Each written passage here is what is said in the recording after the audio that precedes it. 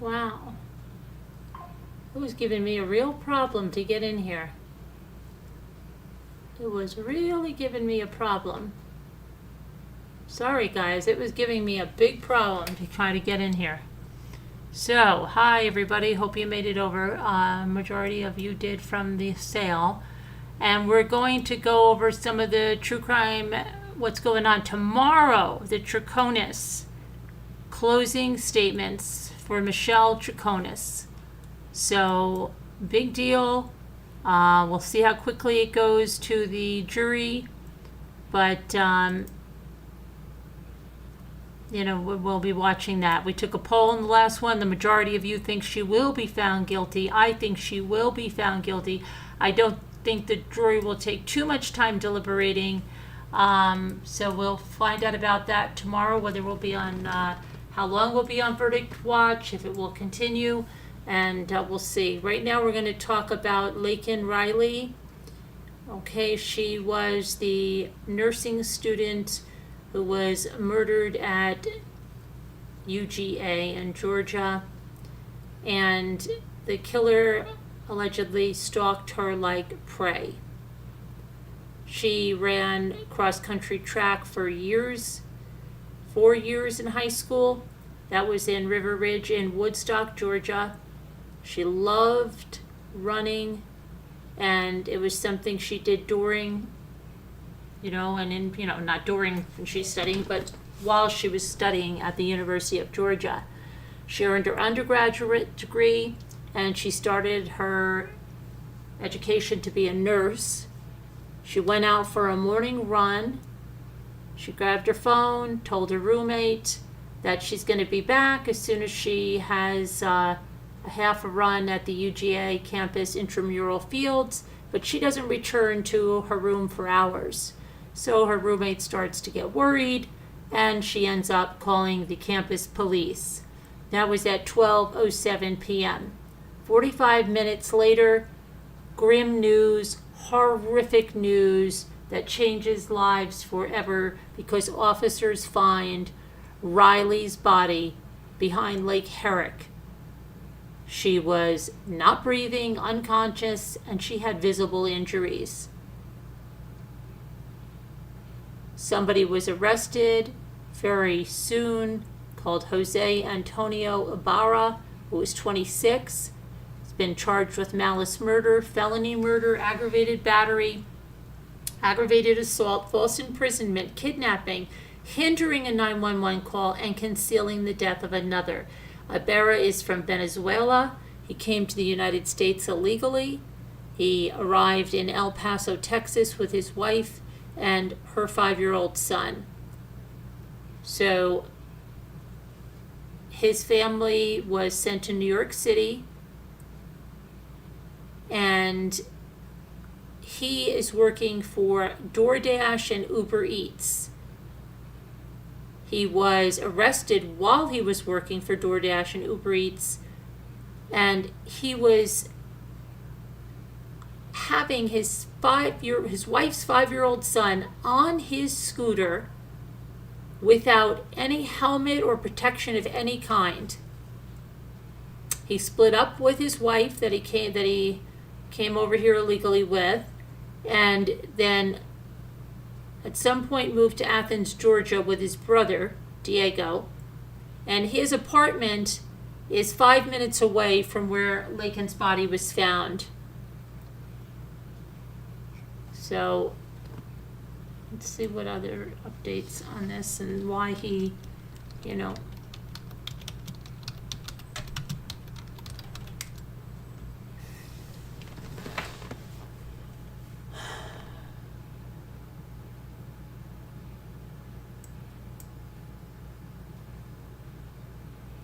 So now there's a big, you know, controversy because of who she was murdered by and that he was legally here, right? So how did he manage to get into the United States? How did he get arrested in New York, make it to Georgia? Well, let's see what this tells us about, okay, about his history here. So, U.S. Customs and Border Protection arrested Ibarra on September 8th of 2022. They arrested him after he unlawfully entered the United States near El Paso, Texas. He was paroled and released for further processing. And paroled and released means immigration officials take stock, according to an immigration attorney. They ask if they're planning on applying for asylum, and they make a judgment call on whether they should keep them or let them go. A lot of times they will get their fingerprints and run it against an international crime database. Usually agents ensure the immigrant has a stable address and will send them to that address. They usually don't just parole and release them unless they provide an address, and they verify that someone is living at that address and is ready to receive them. Instead, ICE said Ibarra ended up getting arrested in New York a year later. Officers said he was driving in an uninsured, unregistered car with a 5-year-old and was charged with acting in a manner to injure a child. He was released by the New York Police Department before a detainer could be issued. Okay. Again, this attorney said you're innocent until proven guilty. They released him. And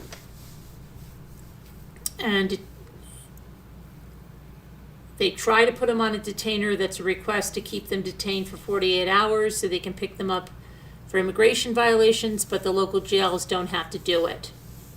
Sometimes they don't have the space, sometimes they don't have the personnel. Whatever the reason, he was out, right? And then he went to Georgia.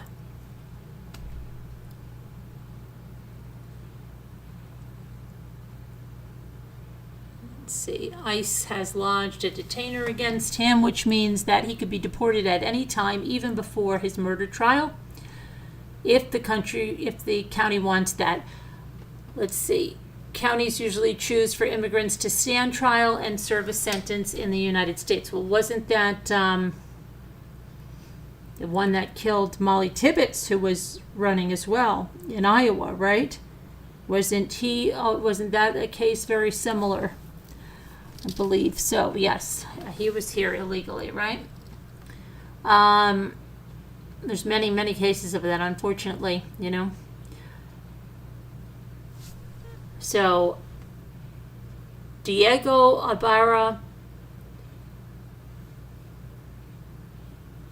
is 29, is the brother of the suspect, and he is in the Athens Clark County Jail. He's accused of providing a false green card to law enforcement Friday when they were searching for his brother. The U.S. Attorney's Office says Diego Ibarra crossed into the United States a few months after his brother. Border Control said they sent him to New York due to a credible fear claim for asylum. However, he did not follow up to apply for asylum in the court system. And he eventually made his way down to Athens, Georgia, where he was charged 3 times in 2023 with drunk driving without a license, shoplifting, and failing to fingerprint. Wow, that's just great there, huh? So, and now this woman loses her life. Let me see here.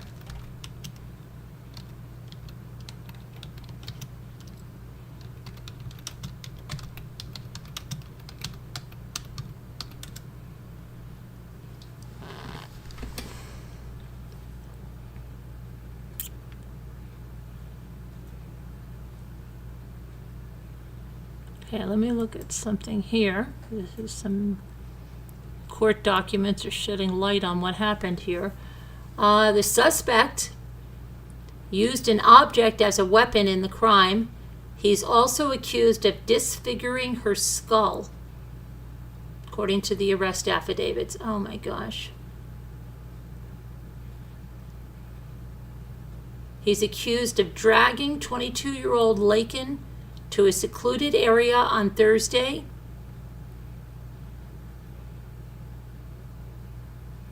The allegation that he dragged Riley's body was filed to support the charge of concealing the death of another person. Authorities have not said exactly how Riley was killed, only that her death was caused by blunt force trauma. They did not provide the details of the type of object used or exactly how she was killed in the affidavits for arrest.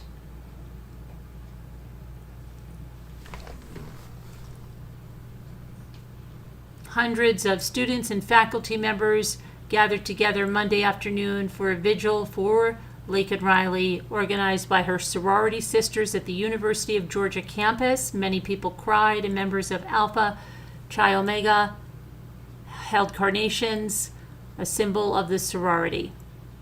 And let's see, the president of the Georgia chapter said, and I quote, "Laken showed devotion with every aspect of her life." Chloe Mullis said that. "Doing things halfway just wasn't an option. We lost one of the brightest lights that has ever been."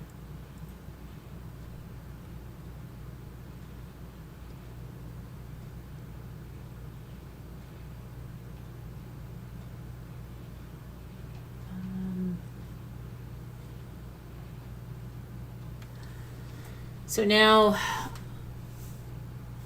according to ICE, Ibarra was arrested by New York police August 31st, charged with acting in a manner to injure a child less than 17 in a motor vehicle license violation. He was released before ICE could ask New York officials to hold him until immigration authorities could take him into custody, but the New York officials say Sunday there's no record of that arrest. Great. There's something else I want to go to. Hold on one second.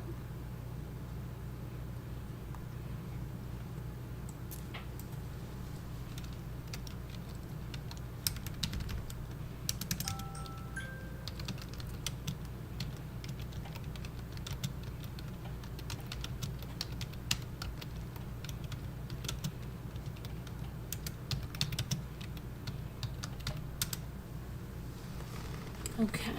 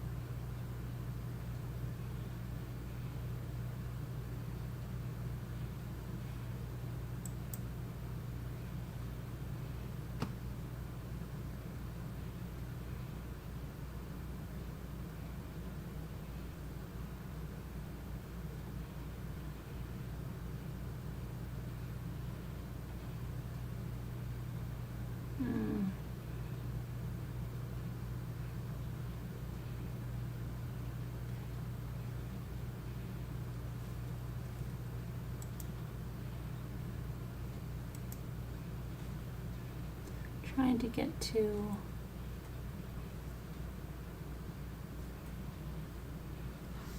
here. Let me see if it's over here.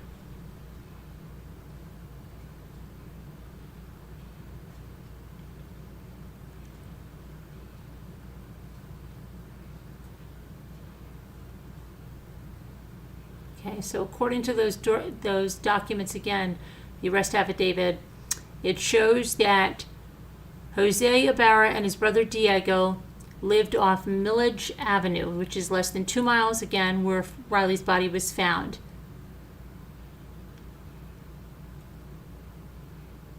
His brother, like we said, presented a green card to the officers that was found to be fake, and he was taken into custody and is in jail now as well.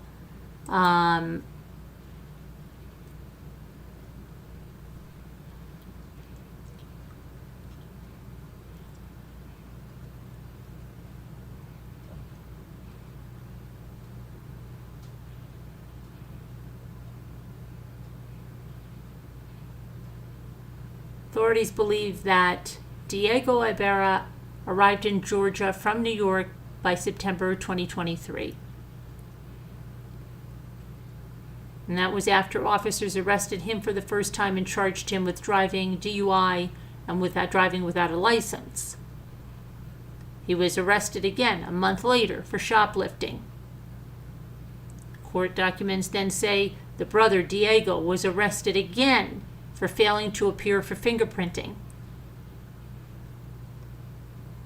But he had been working, and get this one, Diego was working as a campus dishwasher at Bolton Dining Hall.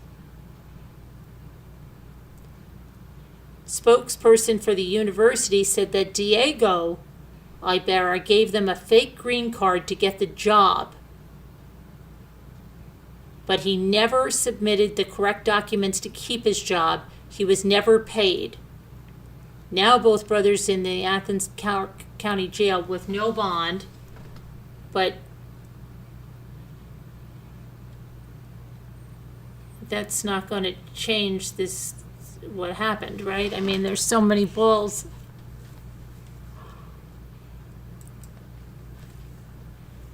That were dropped. Let me see here.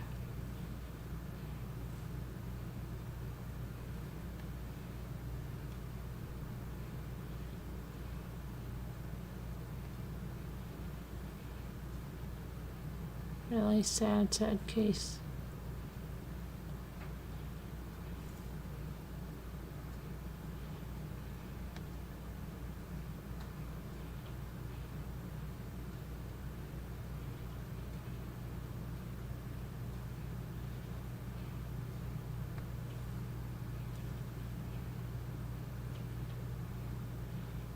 All right, let me,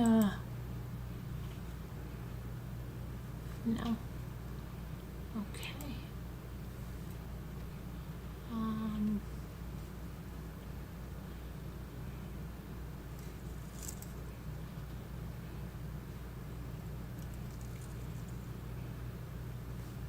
right. Trying to see if there's anything else. Let me look over here on something. Hang on.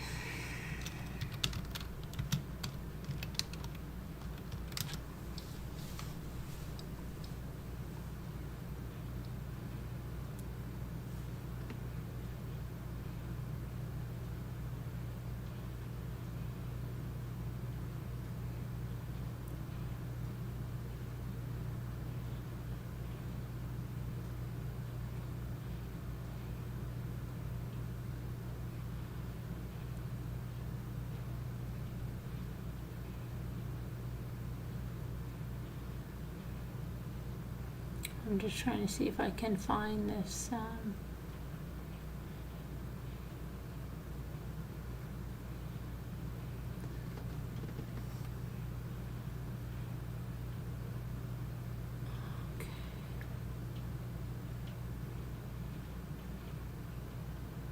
Okay, this is ICE's statement. Let me see here.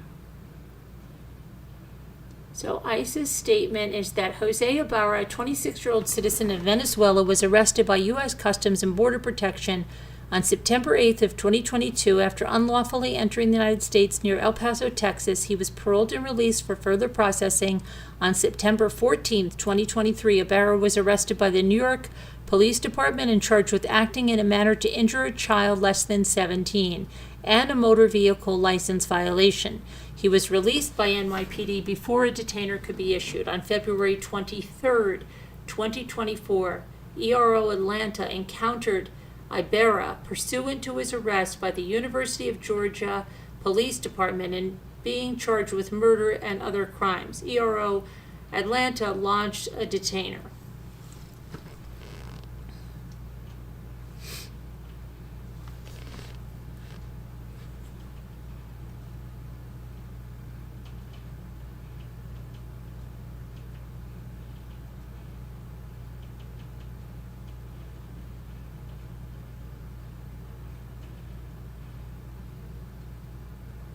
Okay. And is, this is,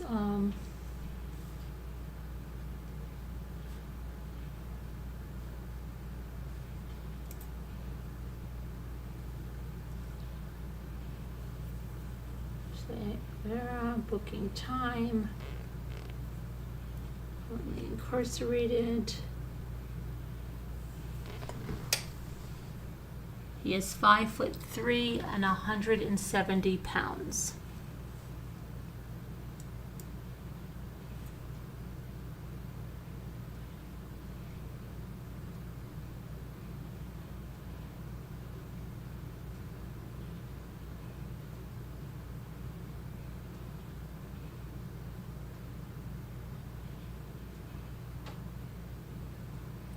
Okay, let's see. February 24th, he was in court, no bond.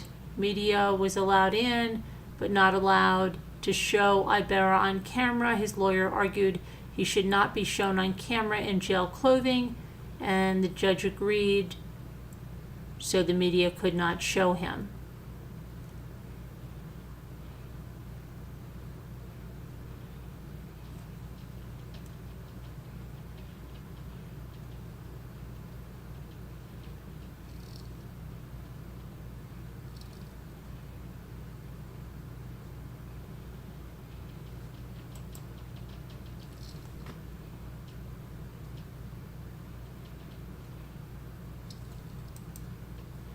And this is his brother.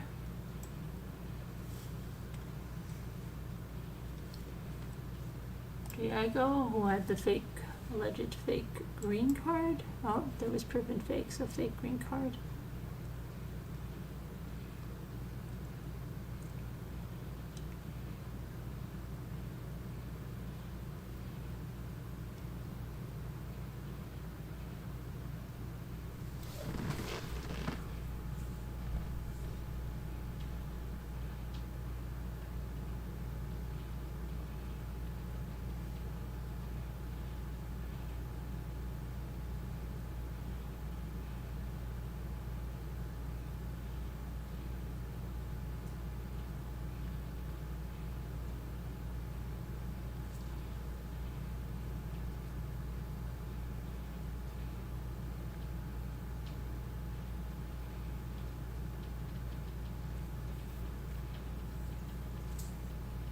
See here.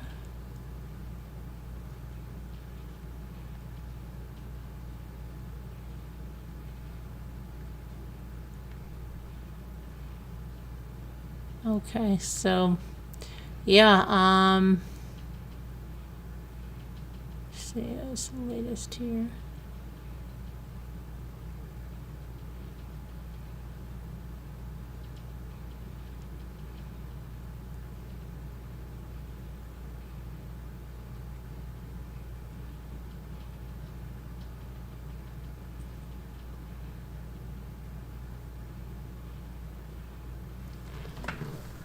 Okay,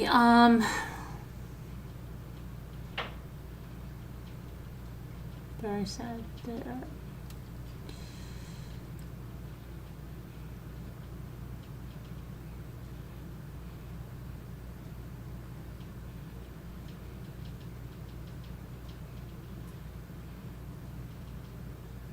Okay, so then there's something from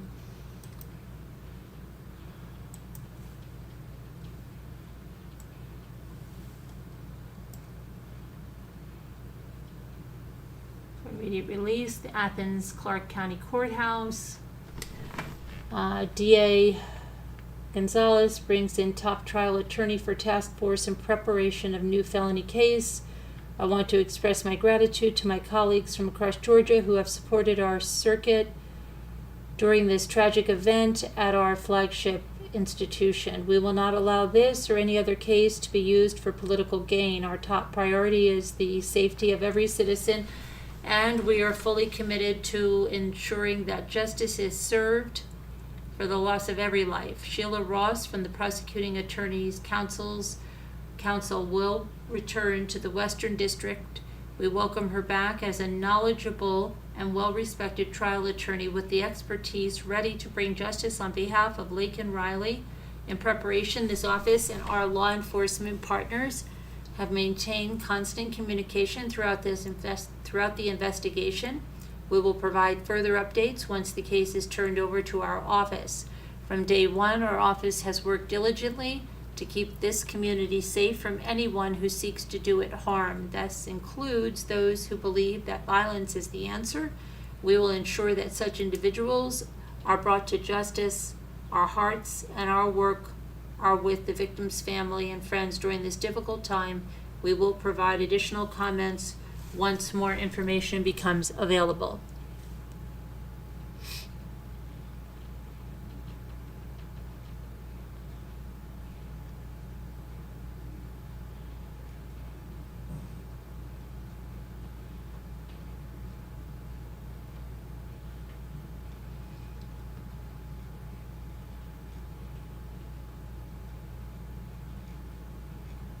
Okay, so let me go into here.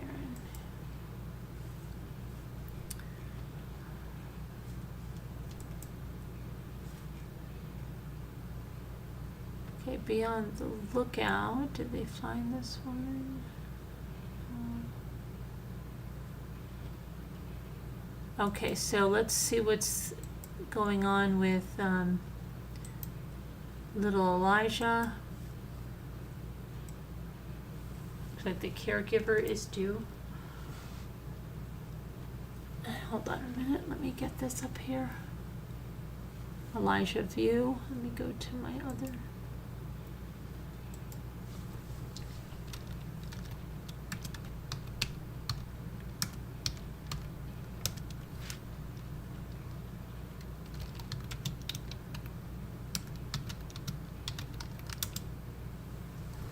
Okay, so let's see what we've got back here. Formal charges were filed Monday today against a missing boy's mother and the co-defendant, the mother's boyfriend. Katrina Bauer, the mother of Elijah Vue, who's the subject of an Amber Alert, was charged with being a party to the crime of neglecting a child under 6 years old, not resulting in harm. She's also charged with 2 misdemeanor counts of resisting or obstructing an officer. Jesse Vang is charged with being party to the crime of neglecting a child under 6 and not resulting in harm. He is not accused of obstruction. The criminal complaint against Katrina and Vang is the caregiver, says Vang is the caregiver who called the police at 11 a.m. on Tuesday, February 20th, to report Elijah missing. Vang said that he went to take a nap at 8 a.m. and he brought Elijah into the bedroom with him, and when he woke up, he couldn't find the boy, and that's when he called 911. Vang was in a relationship with Katrina. Katrina had been staying with him recently, and Katrina had been helping with the care, and he had been helping with the care of Elijah for about a month, but not continuously. The complaint says Vang had been trying to help Elijah's mother with the 3-year-old's bad behaviors. Katrina, who is from Wisconsin Dells, told police that she left Elijah with Vang for about a week. She dropped her child off with Vang on February 12th in Fond du Lac and intended to pick him up on Friday, February 23rd. She said she wanted Vang to teach her son to be a man. 3 years old. Katrina said that told a detective that Vang was the enforcer of rules in the relationship, and that was the reason for sending Elijah to stay with him. She said she discussed the limits and discipline she didn't want used, but other than that, she was fine with whatever discipline Vang enforces. Vang said most of his discipline involved making Elijah stand for 1 to 3 hours at a time, during which the boy is supposed to pray or repeat, "I'm sorry, Mommy." Investigators say Vang couldn't identify specific behaviors that required the punishment, which he called a timeout. If the boy failed at his punishment, Vang said his ultimatum was to ask the boy, "Do you want cold water?" which the boy seemed to fear, though Vang said he didn't know why. He said he's fine. It's not like his knees are shaking and about to fall over, you know. The criminal complaint says that Katrina denied being in Two Rivers between February 12th and February 20th and denied being in the Manitowoc County area on February 16th or 17th. She later admitted to being in Two Rivers on February 14th and again later on February 16th, leaving early on February 17th. She had during an interview before his arrest on the 20th, Vang told police Elijah was left with him as punishment for his bad behavior, and he was trying to make Elijah understand going home is like a privilege for him. He said Elijah is afraid of him, but then changed that to say Elijah respects me. Katrina and Vang both made brief initial appearances Monday afternoon. Both remain in the Manitowoc County Jail. A court commissioner ordered Bauer held on $15,000 cash bond, and Vang received a $20,000 cash bond. 3-year-old Elijah has not been seen since last Tuesday morning. His caregiver reported him missing 3 hours after he was last seen. An Amber Alert was issued Tuesday afternoon. Vang was arrested by Two Rivers police late Tuesday night. Katrina was arrested early Wednesday morning, less than 24 hours after her son's disappearance. They have not been accused of the boy's disappearance. Elijah's 45 pounds with brown hair and brown eyes has a birthmark on his left knee. Searchers are also looking for his red and white blanket. Poor kid. Oh my gosh.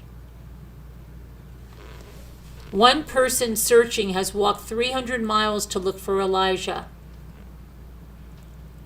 according to a spokesperson for the Vue family. 16 search parties have covered nearly 60 miles looking for Elijah, and the community search spans multiple counties. People have gotten tired and emotional. People are remaining positive. We've had some success in some possible findings. They have been forwarded to law enforcement.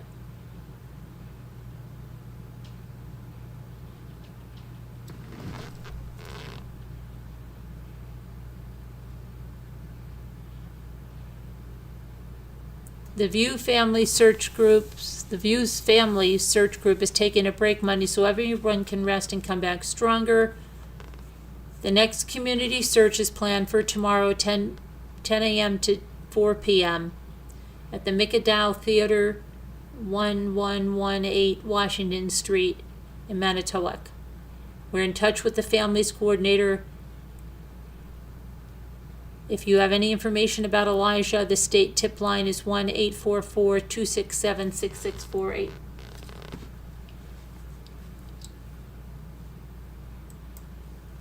Horrible.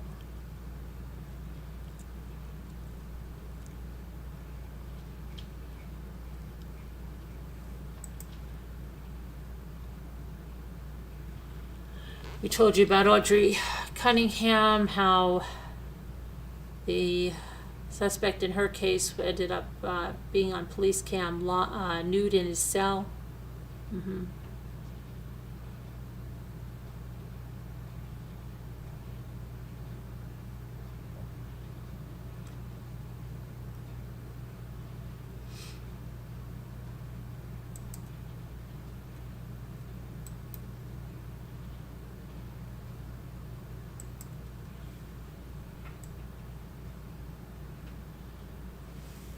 For a quick minute, I almost thought this was the pastor guy that had Natalia Grace. But no, 2 Michigan parents have been charged with torturing their adopted children for more than a decade, more than 10 years. Look at them. Wow. Chris and Alan Jones were denied any bond on Friday when they were arraigned on 3 counts each of torture and child abuse. According to the court documents, the Joneses forced the children to sleep in the garage regardless of the weather. We know how that ended for that poor little boy out in Staten Island, right? Made them wear dog collars and fed them dog food with milk.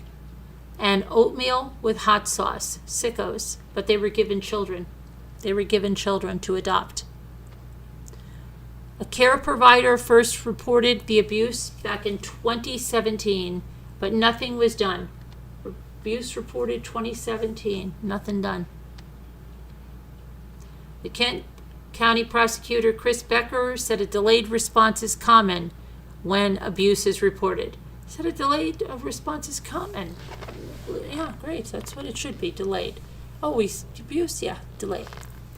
Investigators said the abuse began in 2013. The couple adopted the children in 2011. One of the children was pushed down the stairs, held down, punched, and choked. Another child was seen eating food from a garbage can as she was not being fed at home. Another punishment was to make the children run, sometime for miles if they acted out. A neighbor who asked to remain anonymous said she saw the kids running laps around the house and thought it was odd. The court documents say that Chris Jones refused to cooperate with the investigation or allow CPS to speak with the children. Well, how is that allowed?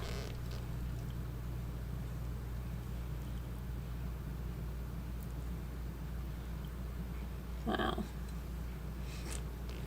Horrible, horrible.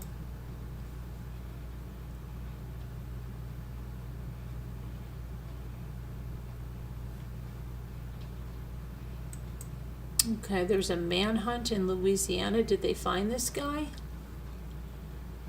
Let me see if this guy has been found. Louisiana killer. Let's see if he's been found.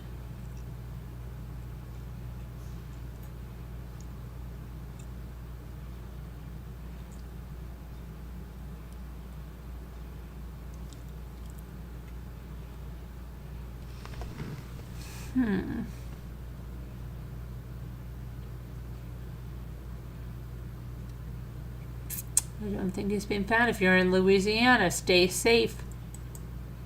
You know, neighbors of mine are in New Orleans right now, and that a lot of people in New Orleans because of Mardi Gras, that Tuesday, all that stuff that was.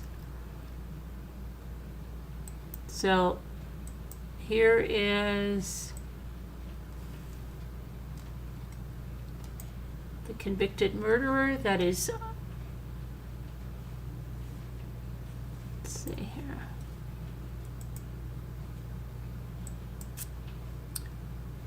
Okay, let me get over here. There's a manhunt for escaped Jefferson Parish murder suspect.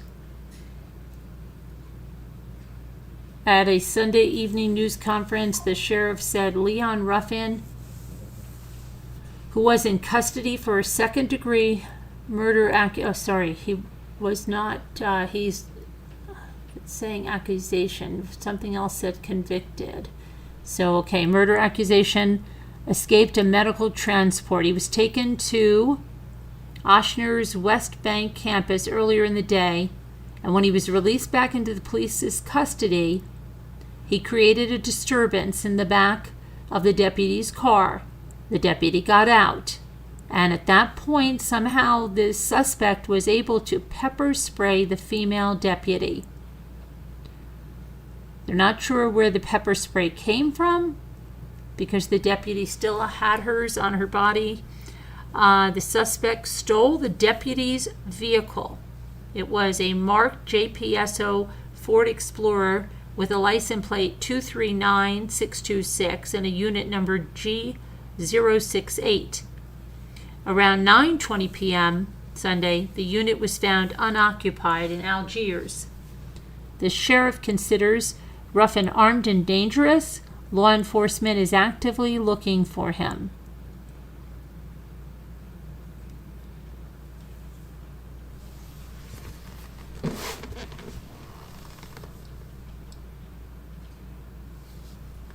Okay, I don't, I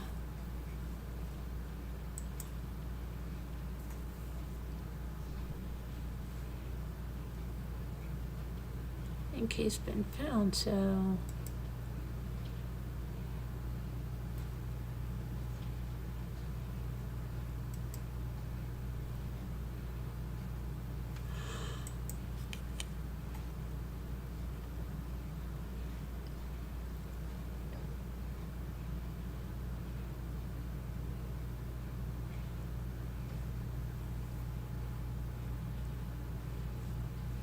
The Mega Millions jackpot is edging closer to 600 million.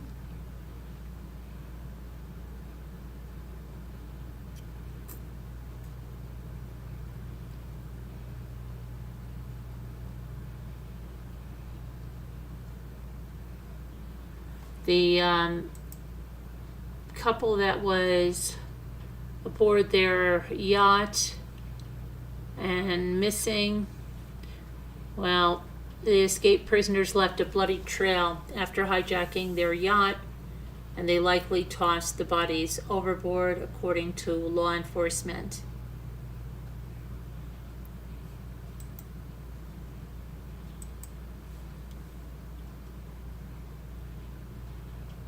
This is the suspects being let out. They were escaped.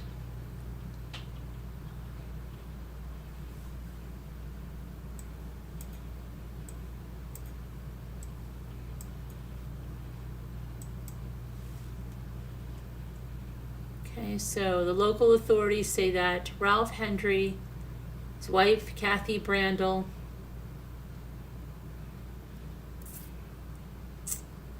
I know that name and I know that woman from, I think she's related to somebody I know.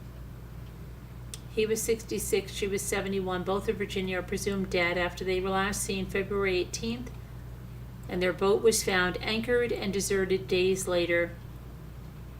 Royal St. Vincent and the Grenadines police force official Junior Simmons said during a press conference, and I quote, "Several items were strewn on the deck and the cabin, and a red substance that resembled blood was seen on board. There was no discovery of bodies on board the yacht. Evidence suggests that the couple was killed on board, and that evidence indicates the bodies were disposed of while the boat was traveling by sea between Grenada and St. Vincent after they commandeered the yacht. The three suspects, Ron Mitchell, 30, Trevon Robertson, 19, and AITA Stanislas, 25, were arrested in St. Vincent hours after the boat was searched on Wednesday. The three men escaped custody on February 18th. They appeared in court on 4 counts of immigration-related charges and pled guilty. The three were then held in custody ahead of sentencing on those charges that was set for next Monday. They were previously facing robbery charges, and Mitchell was also hit with SA and attempted R charges before they escaped earlier this month. They allegedly got on the boat Simplicity when it was docked in St. George, part of Grenada, but have not been charged yet with the disappearance of the couple. Officials are searching for the couple, but no bodies have been recovered, and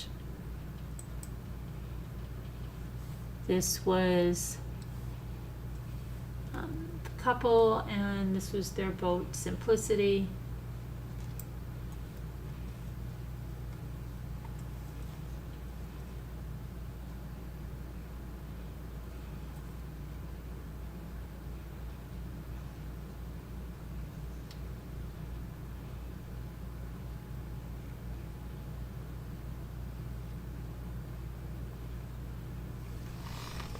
So horrible.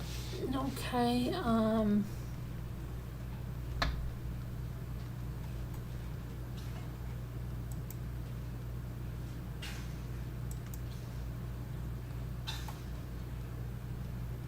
okay, now here we go.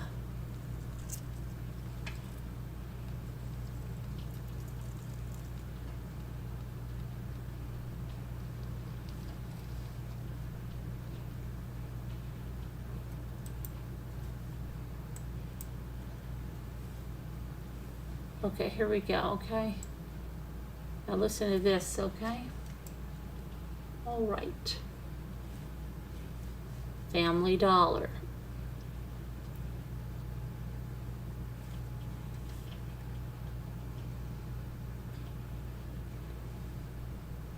The Department of Justice announced on Monday that Family Dollar Stores LLC has pled guilty to holding consumer products in a rodent-infested warehouse. Department of Justice released a statement on Monday stating the company pled guilty to holding food, drugs, medical devices, cosmetics under unsanitary conditions related to a rodent infestation at the company's West Memphis, Arkansas distribution center. The company has agreed to pay $41.675 million, which Department of Justice says is the largest ever monetary criminal penalty in a food safety case. Criminal information was unsealed in federal court on Monday that charged Family Dollar with one misdemeanor count of causing FDA-regulated products to become tainted while being held under unsanitary conditions. The acting associate attorney general Benjamin C. Miser said, and I quote, when consumers go to the store, they have a right to expect that the food and drugs on the shelves have been kept in clean, uncontaminated conditions. When companies violate that trust and the laws designed to keep consumers safe, the public should rest assured the Justice Department will hold those companies accountable.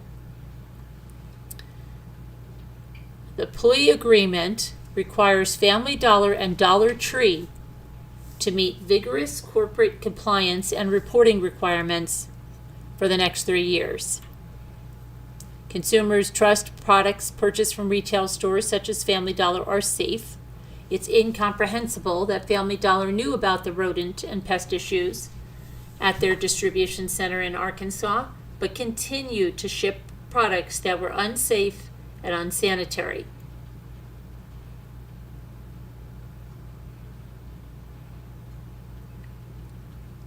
They knowingly sold these types of products that not only place the public's health at risk, but ruins the trust consumers have in products they purchase.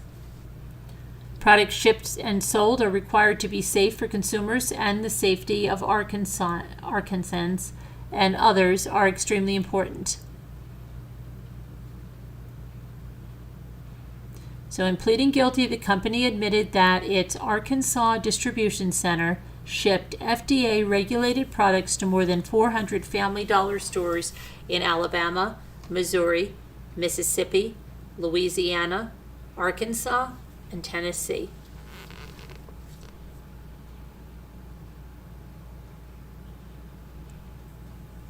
The company became aware of this. The company began receiving reports in August of 2020 of mouse and pest issues with deliveries to stores.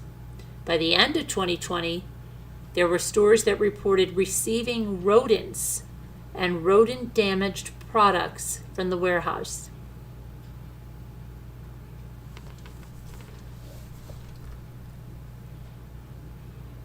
Following the inspection, fumigation of the warehouse resulted in the reported extermination of 1,270 rodents.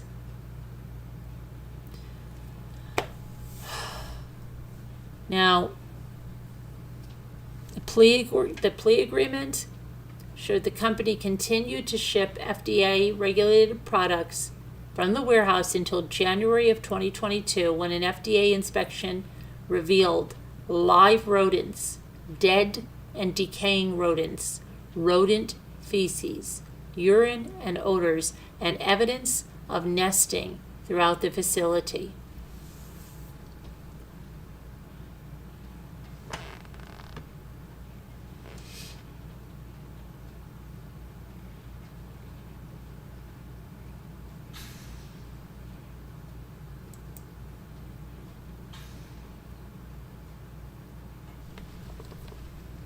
I don't even know if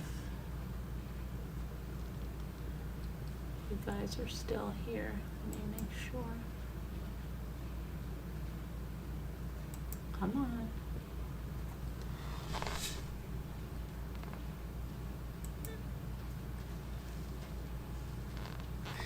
There we go. Hey there. Hey there. You're a rock star. What does video say? That Family Dollar? What happened? Down the road from my houses.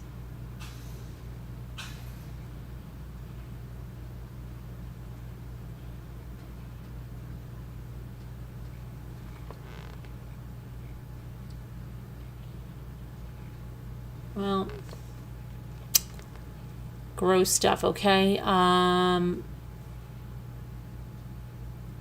It's 4 something. I think we need to play word cookies and go to bed. It's been a long day. Got a lot of people have very busy days tomorrow. I'm going to try to get some billing and packing done tomorrow. I'm sorry, Ruff.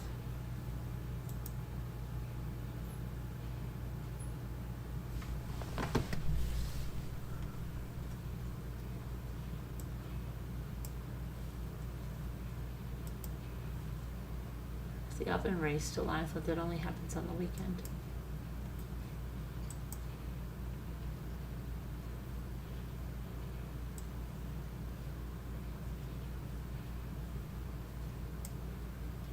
Justify.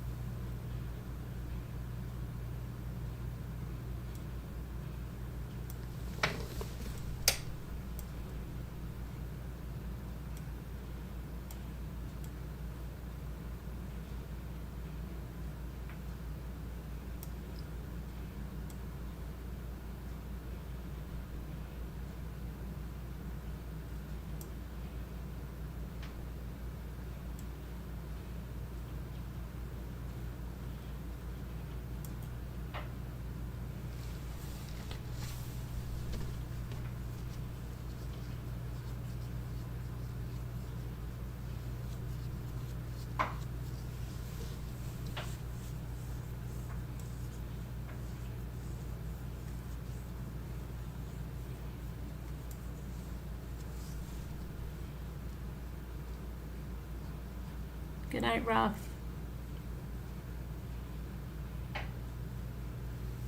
We're going to be not long behind you.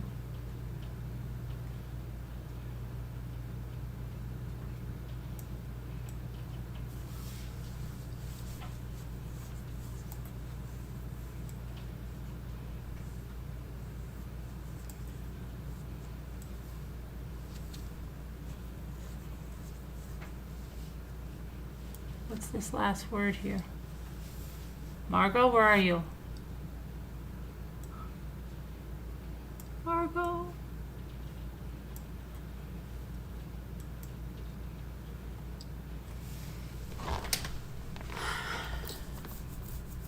Can't stand how they changed the whole look of word cookies.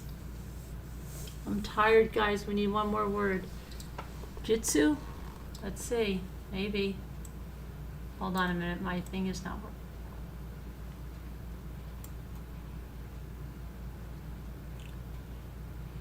Fusty? Oh, thank you, Sandra M. Thank you for coming. Thank you for purchasing. We really appreciate it very much.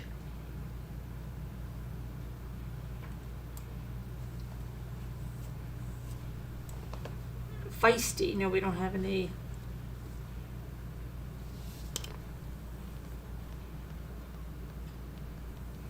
Oh my gosh. Come on, Kevin. What is this last word? Oh, there's Margot. Fusty? Really? Fusty? Oh, shoot. Margot. Fusty. What does that even mean?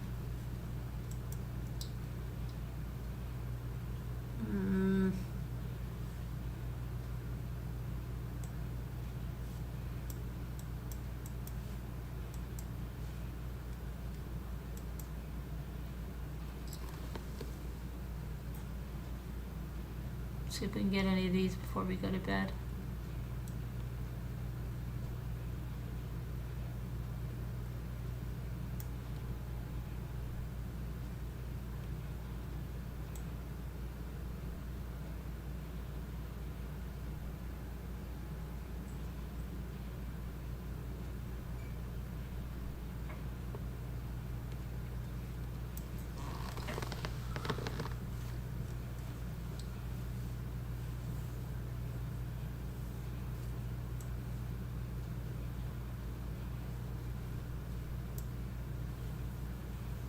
I picked nuns before and they didn't have it.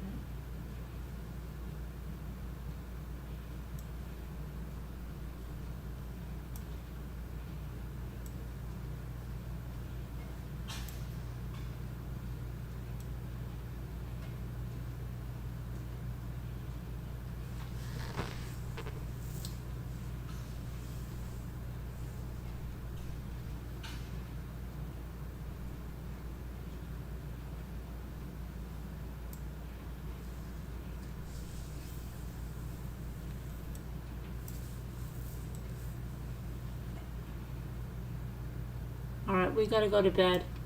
All right, good night, everybody. Love you guys. God bless. See you later. Good night. Goodbye. Good night. Good night. Good night. Prayers for all. Love you. God bless.